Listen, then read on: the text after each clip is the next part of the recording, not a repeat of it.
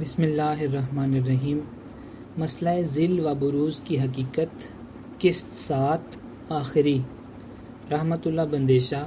مربی سلسلہ و استاد، جامعہ احمدیہ، جرمنی۔ حضرت صلی اللہ علیہ وسلم کی روحانیت نے ایک ایسے شخص کو اپنے لیے منتخب جو خلق اور خو اور ہمت اور ہمدردی خلائق میں اس کے مشابہ تھا،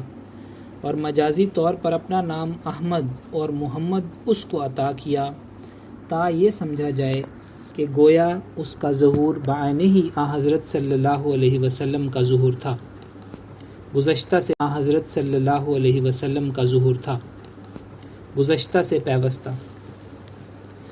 11ویں صدی ہجری کے شیعہ مجدد علامہ باقر مجلسی نے اپنی کتاب بحار الانوار میں امام مہدی علیہ السلام کا مقام بیان کرتے ہوئے حضرت امام باقر رحمہ اللہ کا یہ قول دی: یا معشر الخلائق الا ومن اراد ان ينظر الى ابراہیم و اسماعیل فہا انا ذا ابراہیم و اسماعیل، الا ومن اراد ان ينظر الى موسى و یوشع فہا انا ذا موسى و یوشع فہا انا ذا موسى و یوشع، الا ومن اراد ان ينظر الى عیسى و شمعون فہا انا ذا عیسى و شمعون، الا ومن اراد ان ينظر الى محمد و امیر المؤمنین انا ذا محمد صلی اللہ علیہ وسلم و امیر المؤمنین، الا ومن اراد ان ينظر الى الحسن والحسین علیہم السلام فہا انا ذا الحسن والحسین، الا ومن اراد ان ينظر الى الائمۃ الحسن والحسین فہا انا ذا الائمۃ علیہم السلام، اجیبوا الى مسألتی فانی انبئکم بما نبأتم به وما لم تنبؤوا به۔ بحار الانوار، جلد 53، صفحہ 9، مطبوعہ دار الاحیاء التراث العربی، صفحہ 9، مطبوعہ دار الاحیاء التراث العربی، بیروت، لبنان، باب ما یکون عند ظہورہ۔ اے گروہ خلائق سنو، جو شخص حضرت آدم علیہ السلام اور حضرت شیس علیہ السلام کو دیکھنا چاہے وہ مجھے دیکھے، میں وہی آدم اور شیس ہوں۔ جو شخص فرزند سام کو دیکھنا چاہے وہ مجھے دیکھے، میں وہی نوح اور سام ہوں۔ جو حضرت ابراہیم علیہ السلام اور حضرت اسماعیل علیہ السلام کو دیکھنا چاہے تو وہ مجھے دیکھے، میں وہی ابراہیم اور اسماعیل ہوں۔ جو حضرت موسیٰ علیہ السلام اور حضرت یوشع کو دیکھنا چاہتا ہو وہ مجھے دیکھے، میں وہی موسیٰ و یوشع ہوں۔ اور جو حضرت عیسیٰ علیہ السلام اور حضرت شمعون کو دیکھنا چاہے وہ مجھے دیکھے، میں وہی عیسیٰ و شمعون ہوں۔ آگاہ رہو، جو شخص حضرت محمد صلی اللہ علیہ وسلم اور حضرت امیر المومنین کو دیکھنا چاہے وہ مجھے دیکھے، میں وہی محمد صلی اللہ علیہ وسلم اور امیر الحسن و امام حسین رضوان اللہ کو دیکھنا چاہے وہ مجھے دیکھے، میں وہی حسن و حسین ہوں۔ اور جو امام حسین کی اولاد میں سے جو ائمہ ہیں انہیں دیکھنا چاہے وہ مجھے دیکھے، میں وہی ائمہ ہوں۔ میری پکار پر لبیک کہو اور آؤ، میں وہ تمام باتیں تمہیں بتاؤں گا جو بتائی جا چکی ہیں، اور وہ باتیں بھی بتاؤں گا جو اب تک نہیں بتائی گئیں۔ بحار الانوار از محمد باقر مجلسی، مترجم سید حسن امداد، جلد 12، صفحہ 483، زیر باب نمبر 28، زیر عنوان بیت کا بیان، محفوظ بک ایجنسی کراچی، بار دوم، فروری 2004۔ اسی طرح شیعہ کتاب نجم الثاقب کے 92 نمبر صفحے پر مہدی علیہ السلام کا ایک لقب عین لکھا ہے، پھر آگے لکھا ہے یعنی عین اللہ، چنانچہ در زیارت آن جناب است، جلد 1، صفحہ 69۔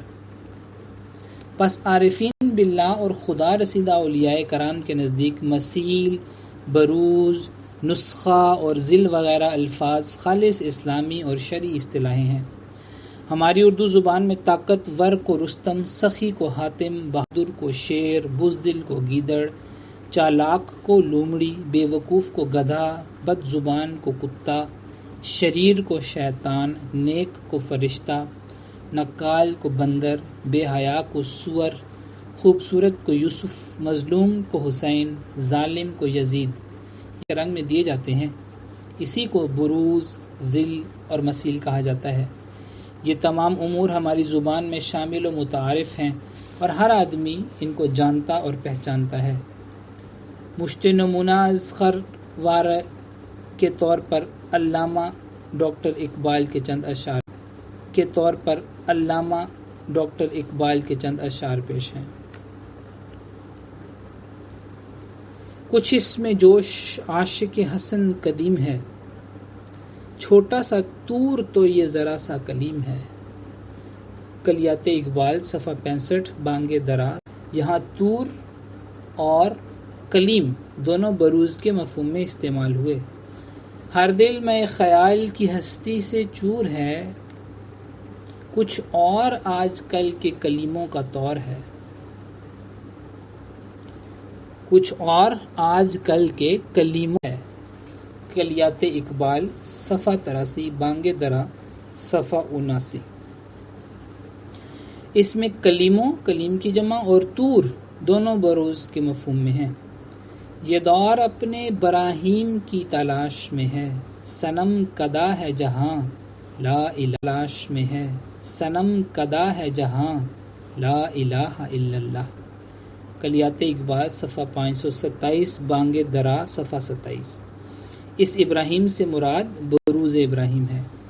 قبضے میں یہ تلوار بھی آ جائے تو مومن یا خانہ جاں باز ہے یا حیدر، بانگ درا صفحہ 39۔ اس میں ہر صاحب تلوار کو مسلمان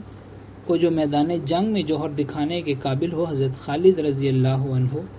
اور حضرت علی رضی اللہ عنہ کا مثیل و بروز قرار دیا ہے۔ پس جس طرح پانی یا آئینہ میں ایک شکل کا جو عکس پڑتا ہے، اس عکس کو مجازن کہہ سکتے ہیں کہ یہ فلاں شخص کا عکس ہے،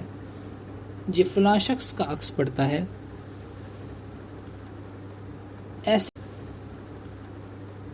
ایسے شخص کو مثیل عکس ہم صفت ہونے کے سبب بروزی طور پر اصل کا نام دینے کا محاورہ امت میں ابتدا سے آج تک مستعمل ہے،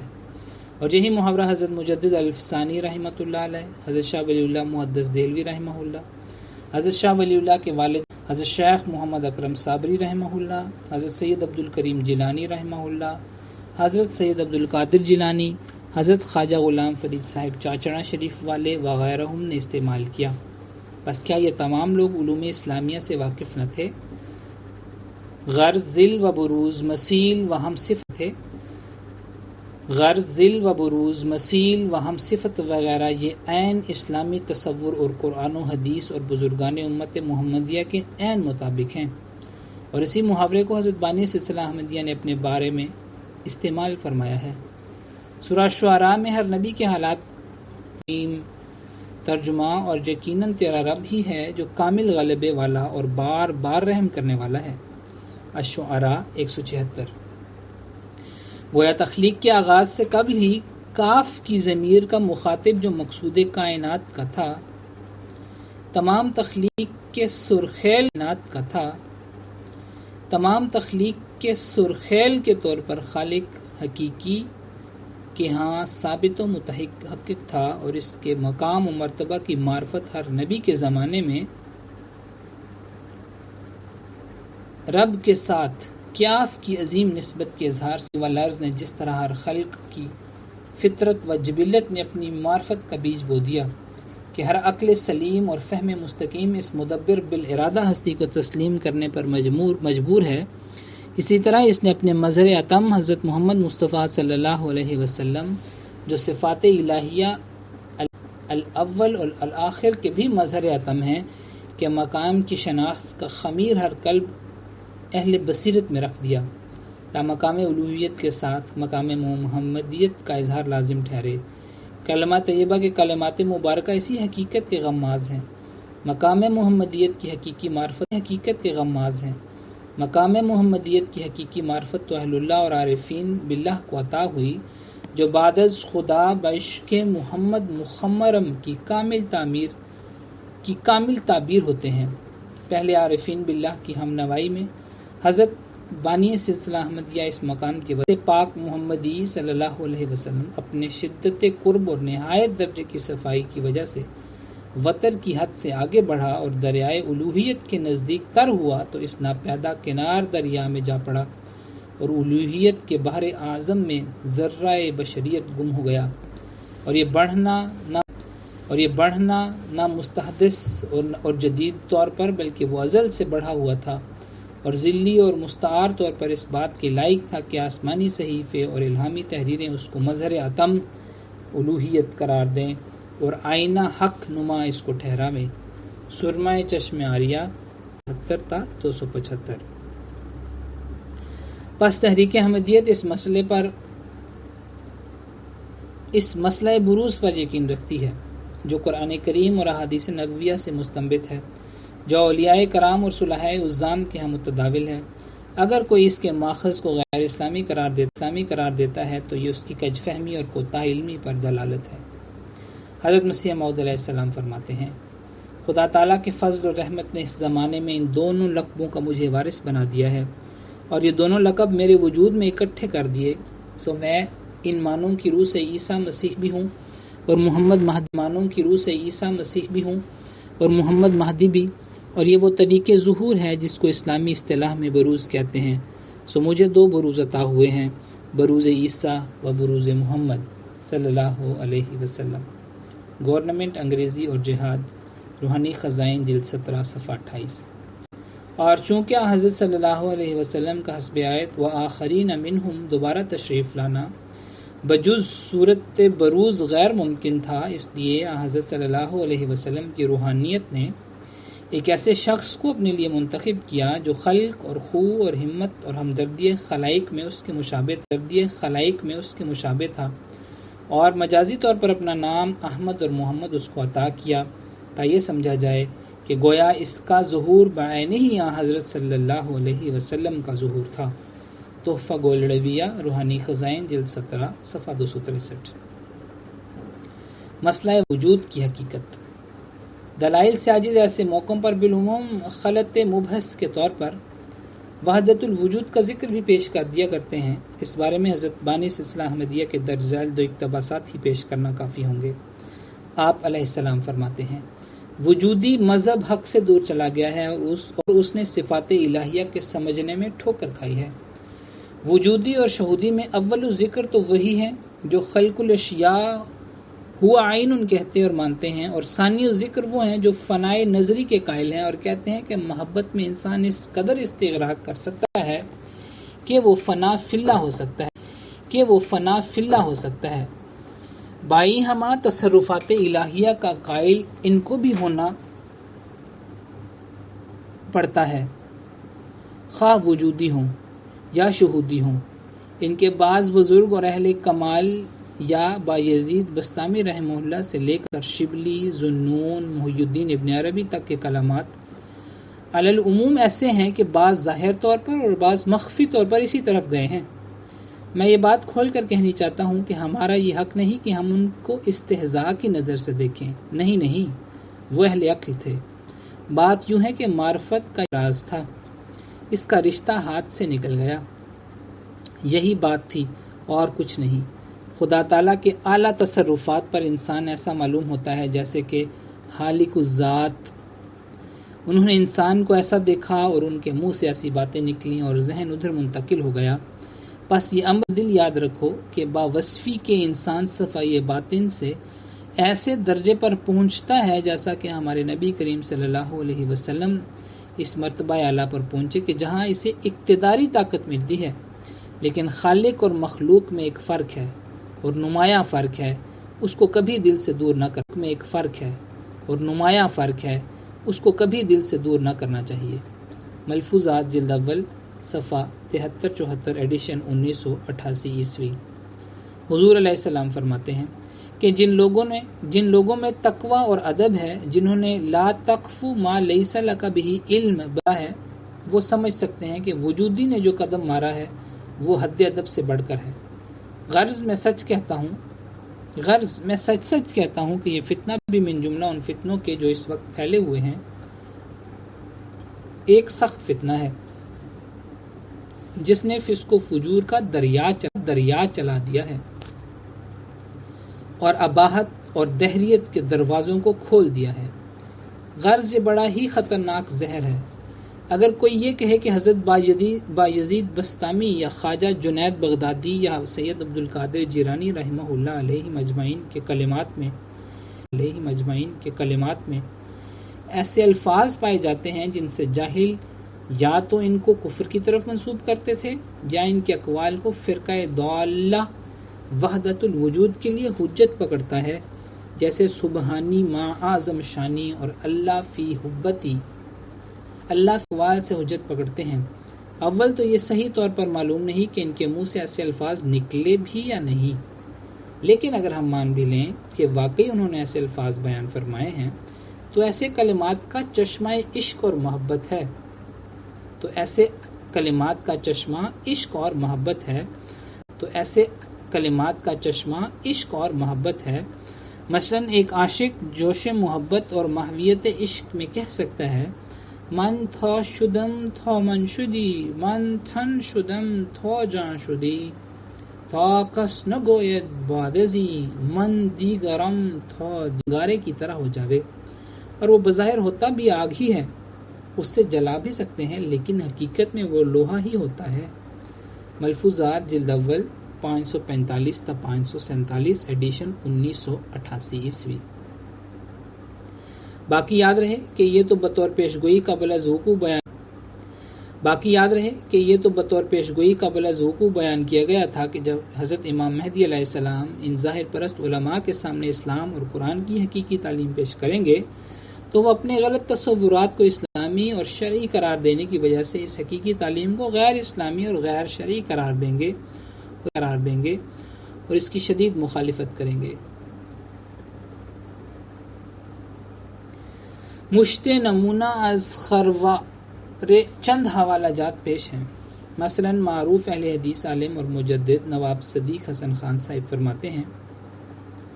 چون مہدی علیہ السلام اماتت بدت فرماید علماء وقت کے خوگر تقلید فقہائے و اقتداء مشایخ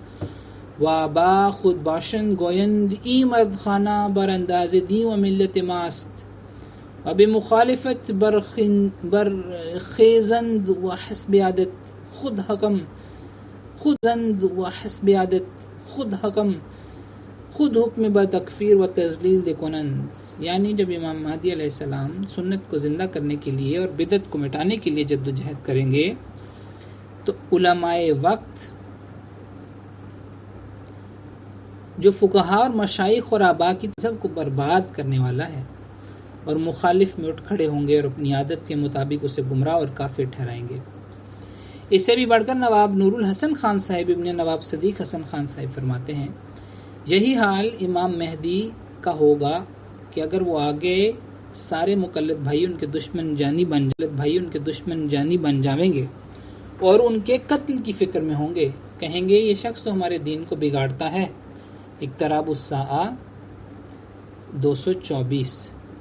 اسی طرح موصوف اپنی کتاب آثار قیامت و ظہور حجت میں لکھتے ہیں مہدی کے زمانے میں علماء گمراہ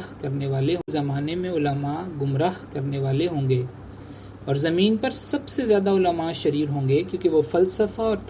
تصوف کی جانب مائل ہو جائیں گے۔ آثار قیامت و ظہور حجت صفحہ 68-69۔ بلکہ حضرت مجدد الفسانی رحمہ اللہ نے قبل اور یہ بھی علم غیب ہے جو الہام کے بغیر ممکن نہیں، چنانچہ حضرت امام ربانی مجدد الفسانی رحمہ اللہ تحریر فرماتے ہیں نسخ ای شریعت مجوز نیست، نزدیک است کہ علماء ظواہر مجتہدات او را علی نبینا و علیہ السلام از کمال دقت و غموز ماخذ انکار نمایند و مخالف کتاب و سنت دانند کہ دیگران در فہم آن عاجز و قاصرند و مجتہدات او را بواسطہ دقت معانی مخالف کتاب و سنت دانند و او را و اصحاب او را اصحاب رائی پندارند کل ذالک لعدم الوصول الى حقیقت علمه و درایتی و عدم الاطلاع علی فہمه۔ مکتوبات امام ربانی دفتر دوم، نیشنل مالکان سعید HM کمپنی، ادب منزل پاکستان چوک کراچی، 1397 ہجری 1977 عیسوی، صفحہ 154، مکتوب 55۔ ترجمہ: کیونکہ اس شریعت کا نسخ جائز نہیں، عجب نہیں کہ علماء ظاہر حضرت عیسیٰ علیہ السلام یعنی موعود مسیح و مہدی ناقل کے مجتہدات سے ان کے ماخذ کے کمال دقیق اور پوشیدہ ہونے کے باعث انکار کر جائیں اور ان کو کتاب و سنت کے مخالف جانیں، اور ان کو اور ان کے اصحاب کو اصحاب الرائے کہتے ہیں، اور یہ سب کچھ ان کی حقیقت و روایت تک نہ پہنچنے اور ان کے فہم و فراز پر اطلاع نہ پانے کا نتیجہ ہے۔ مکتوبات امام ربانی، مکتوب نمبر 55، اردو ترجمہ از قاضی عالم الدین نقشبندی مجددی، جلد دوم و سوم، صفحہ 193، مطبع پس حضرت مجدد الفسانی رحمۃ اللہ علیہ کے اس قول کے آئینے میں حضرت مسیح موعود علیہ السلام کے بیان فرمودہ معانی و معارف کا انتہائی درجہ دقیق، گہرا اور بلند پایا ہونا، اور بالمقابل معترضین کا ظاہر پرست اور پست خیال ہونا واضح طور پر ثابت ہوتا ہے۔ کیونکہ ہمارا مسلک تو یہ ہے کہ تشبیہ اور حضور صلی اللہ علیہ وسلم کے حسن و جمال کی یعنی مثال ہی نہ ہو جس مثال کی حضرت مرزا صاحب نے اپنے آپ کو حضرت محمد صلی اللہ علیہ وسلم کا شاگرد کامل فترین غلام قرار دیا ہے۔ اپنے عربی قصیدے میں عرض کرتے ہیں: انظر الی برحمت و تحنن یا سیدی انا احقر الغلمان، یعنی یا رسول اللہ صلی اللہ علیہ وسلم مجھ پر رحمت اور شفقت کی نظر ڈالیے، اے میرے آقا صلی اللہ علیہ وسلم، میں بھی تو آپ کا ایک ناچیز غلام ہوں۔ آئینہ کمالات اسلام، روحانی خزائن، جلد 5، صفحہ 554۔ آپ علیہ السلام کو الہام ہوا: کل برکت من محمد صلی اللہ علیہ وسلم، حقیقت الوحی روحانی خزائن، جلد 22، صفحہ 73، کہ تمام قسم کی برکتیں محمد صلی اللہ علیہ وسلم سے ہی ہیں۔ اس لیے آپ علیہ السلام کے دعوی مسیح و مہدی کی بنا ہی یہ ہے کہ آپ نے جو کچھ پایا حضرت محمد صلی اللہ علیہ وسلم کی ذات میں فنا ہو کر عشق اور کامل اطاعت کی برکت سے پایا۔ آپ علیہ السلام اپنے منظوم کلام میں فرماتے ہیں: وہ پیشوا ہمارا جس سے ہے نور سارا، نام اس کا ہے محمد، دلبر میرا یہی ہے، اس نور پر فدا ہوں، اس کا ہی میں ہوا ہوں، وہ ہے میں چیز کیا ہوں، بس فیصلہ یہی ہے، سب ہم نے اس سے پایا، شاہد ہے تو خدایا، وہ جس نے حق دکھایا، وہ ماہ لقا یہی ہے۔ قادیان کے آریہ اور ہم، روحانی خزائن، جلد 20، صفحہ 456۔ الفضل انٹرنیشنل، منگل 14 تا بدھ 22 مارچ